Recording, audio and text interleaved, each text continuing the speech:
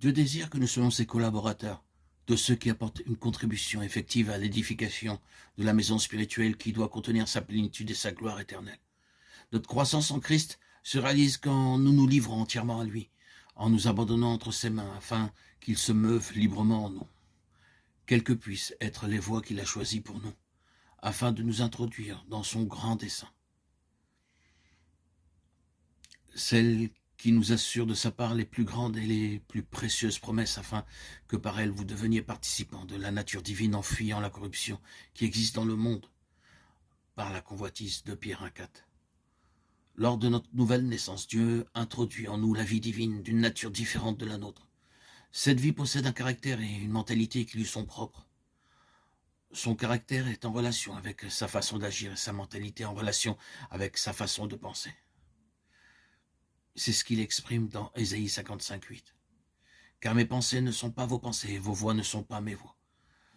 Le but de Dieu en introduisant sa vie, c'est qu'elle devienne la nôtre, car elle est la seule qui puisse accomplir son dessein en nous.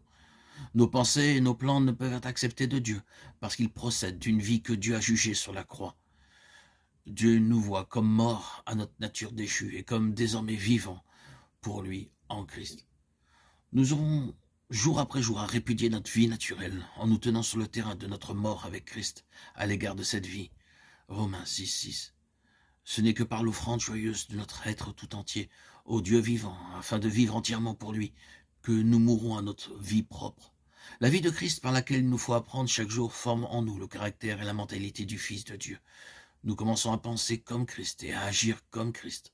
Ainsi, en demeurant unis à lui, dans sa mort et dans sa résurrection par la foi, la vie du cep pénètre librement les sarments et nous portons le fruit de sa propre nature. Le fruit de l'esprit, c'est l'amour, la joie, la paix, la patience, la bonté, la bienveillance, la douceur, la maîtrise de soi. Le fruit de l'esprit, c'est l'amour, la joie, la paix, la patience, la bonté, la bienveillance, la foi, la douceur, la maîtrise de soi. Galates 5, 21. Car nous sommes participants de Christ. Hébreux 3, 14. Être participant de Christ, c'est donc avoir part à tout ce qu'il est et tout ce qu'il possède. Dieu a rassemblé en Christ son Fils, tout ce qui est nécessaire à l'homme. Nous trouvons en lui la réponse à tous nos besoins.